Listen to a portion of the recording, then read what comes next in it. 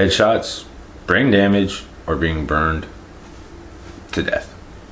It is suggested that the only way you can kill a zombie is by either shooting it directly in the head, the brain, causing enough brain damage, striking into the head with a bat, any kind of solid object, but causing enough brain damage to kill the zombie, or burning the zombie to death. You can't, say burning the zombie alive, because it's technically already dead. But those are the only three ways that they suggest that you can actually kill a zombie. I would like to bring to the table the idea of bodily damage.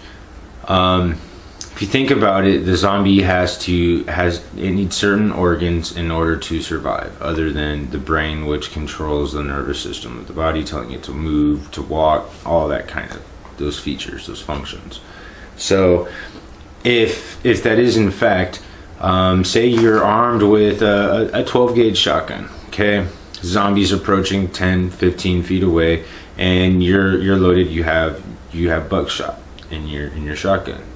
10 to 15 feet away, something in that nature, a double tap to the chest should actually cause more than significant amount of damage to drop that person, that zombie. There's enough organs in that body, even if the zombies don't require oxygen to live, they still do have to have a heart, say, to pump their own blood, or their stomach to digest their food. Obviously, it has to go somewhere. They do require it, so they do have to digest it, dissolve it in their body, so they can feed off of it. So, in theory, a chest shot or an abdomen shot would be just as effective, because not everybody can hit the head. The head shot is it's not an easy shot for a lot of people to do.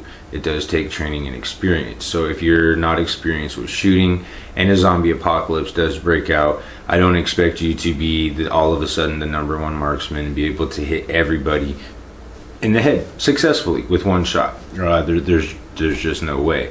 And there are also the instances where you're going to be in close quarters, where you're not going to have the option of using certain kinds of guns. So you might have to rely on, say, a sword, a bat, an axe, something of that nature, a crowbar. You never know. Even a hammer. In close quarters, you are going to want to cause certain kinds of bodily damage. In theory, if you have a sword or something, or even, say, a hatchet and machete, you don't want to get too close. You don't want to have to cleave the head, because you're already in grabbing reach of the zombie. So the best method would be is to kind of do a sidestep and perhaps take out a leg. If you injure their knee or something like that, they're not going to be able to get up and chase after you. Just like how in the movies, they're slow moving, they stumble, they're not really much of a walker, they're more of a staggerer.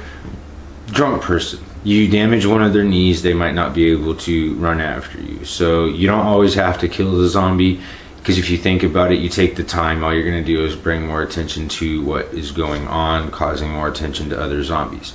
So if the situation requires it, just take out a kneecap or two, let them drop down, and then just cautiously leave.